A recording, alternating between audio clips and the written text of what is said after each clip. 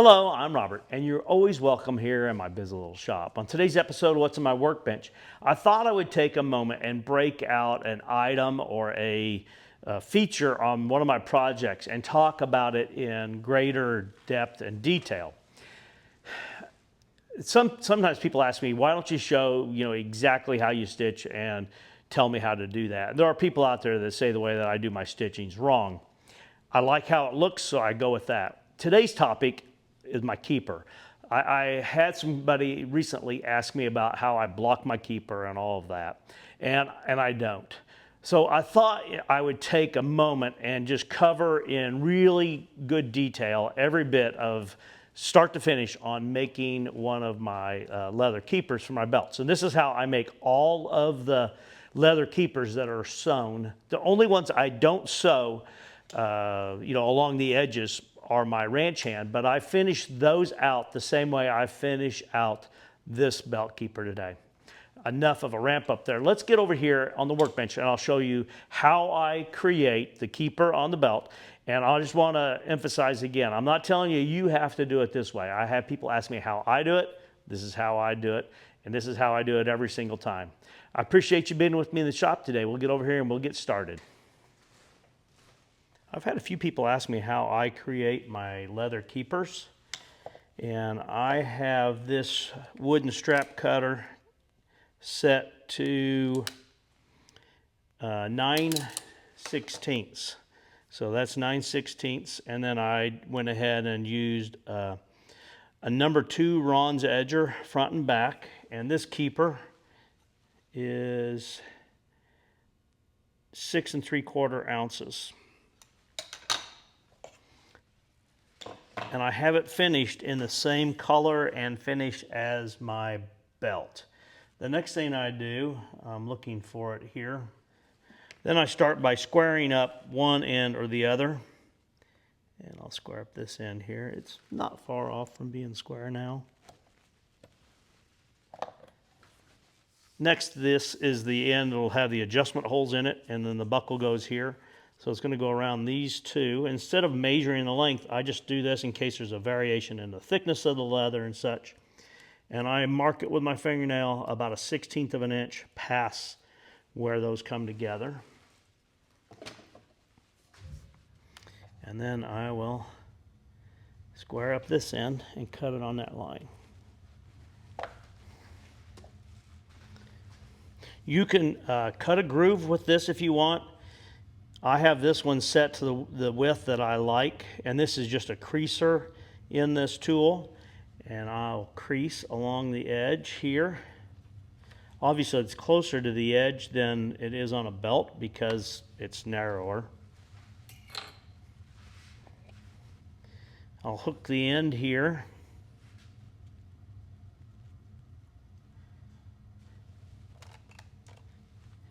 I'm going to hook the end with my 5mm stitching chisel, tipped out a little bit.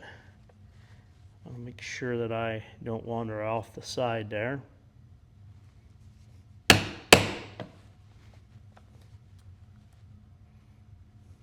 When you ask people how they do things, they have ways that they do it that other people are like, I would never do it that way. So I'm totally fine if that's the camp you're in. So I started here, right? I like my stitches to line up. So when I flip around, instead of hooking here and starting, I'll hook here and start and go back the other direction. I don't normally stitch chisel away from me, but I am in this case.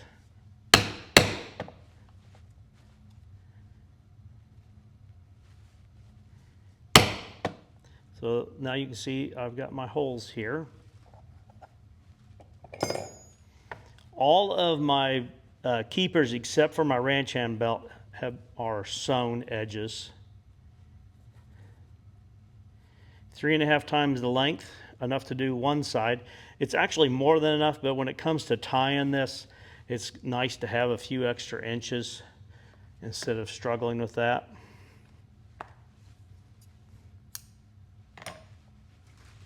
Whatever type of thread you like. This happens to be the .08 Tigeritza, and this color is black.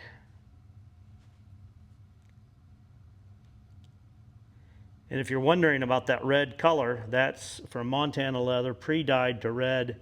Vaqueta is the name.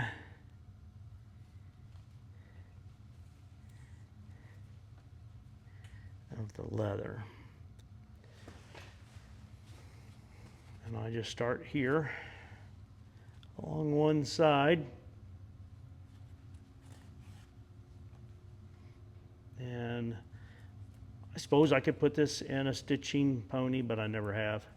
I just leapfrog stitch this keeper.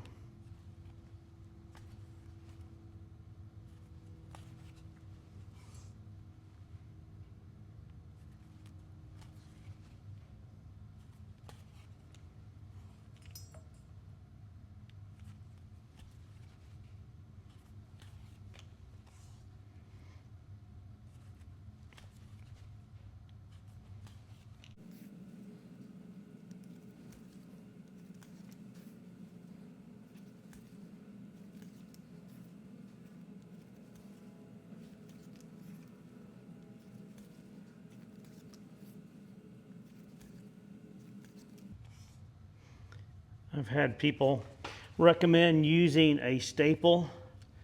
They make them specific for this. They make lots of different mechanical fasteners for keepers. But in my mind, since I'm sewing the edge of this anyway, and I guess you could sew it on a sewing machine and then staple it together, but I hand sew all of my belts.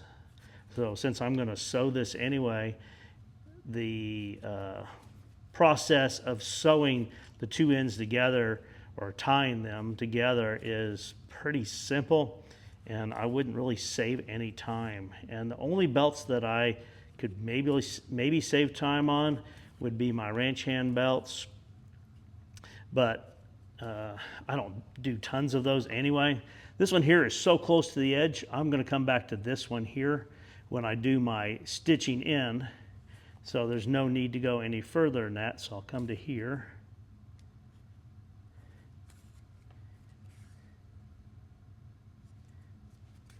Since that spacing is not the same, obviously they're not complete in lockstep with one side to the other, but I think it'll look nice when I get done here. Really, there's not a whole lot of the keeper that shows, about 1.5 inches in the middle of it. Maybe 2 inches by the time you do the wrap around on the sides.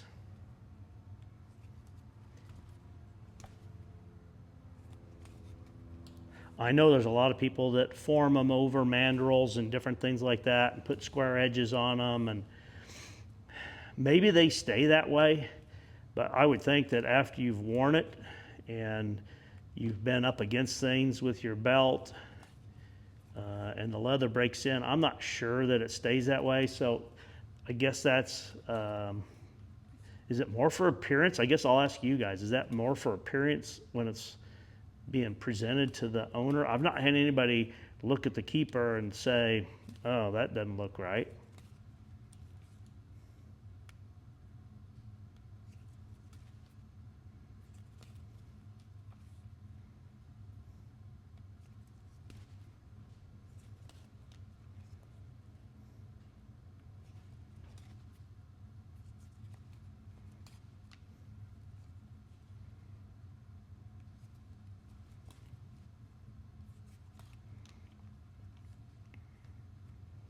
Typically, I will put another coat of clear on before I sew these ends together, but this keeper's already had 2 coats of clear on there because of the contrasting color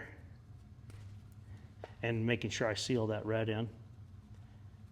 Now I'll come across here at an angle to there.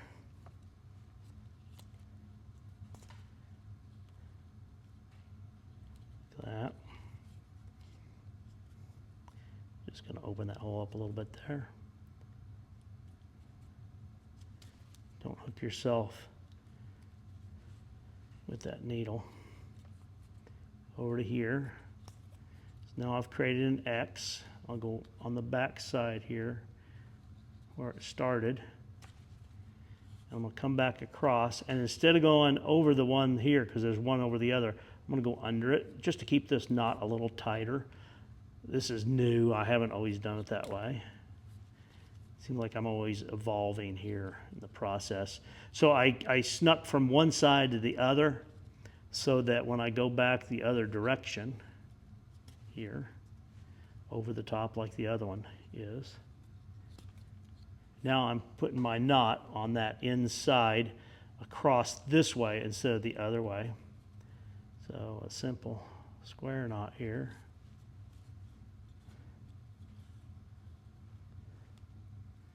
Not a lot of wasted thread, as you can see.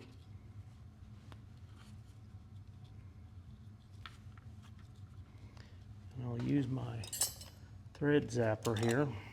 I think I need new batteries. Or battery. And I melted off about 1/8 of an inch up.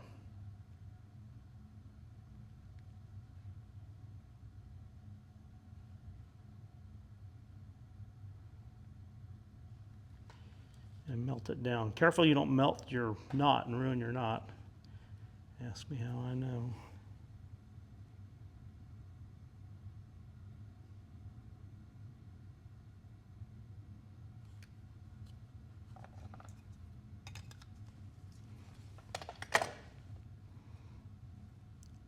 There we go, one completed keeper. When I put it on the belt, if it's a little bit snug for putting the belt through it, then I'll just take a wooden stick here, and when it's on the belt, I'll just shove this in here and I'll wrench around a little bit. It'd take a lot of abuse. That's a very strong closure there.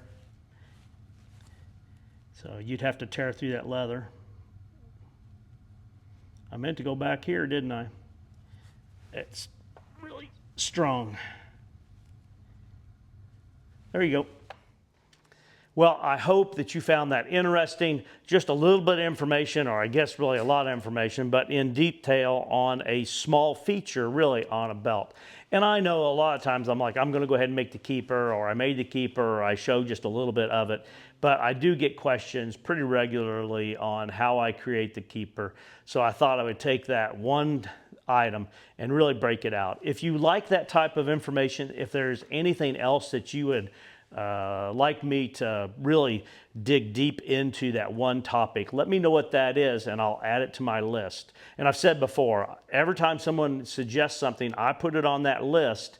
It just may not come up as the next item out on the video. I've got probably 10 or 15 items on that list now. So we will get to your question, I guarantee you. I appreciate you taking time to be within the shop today. Please like, share, and subscribe. More importantly, I hope you have a great day.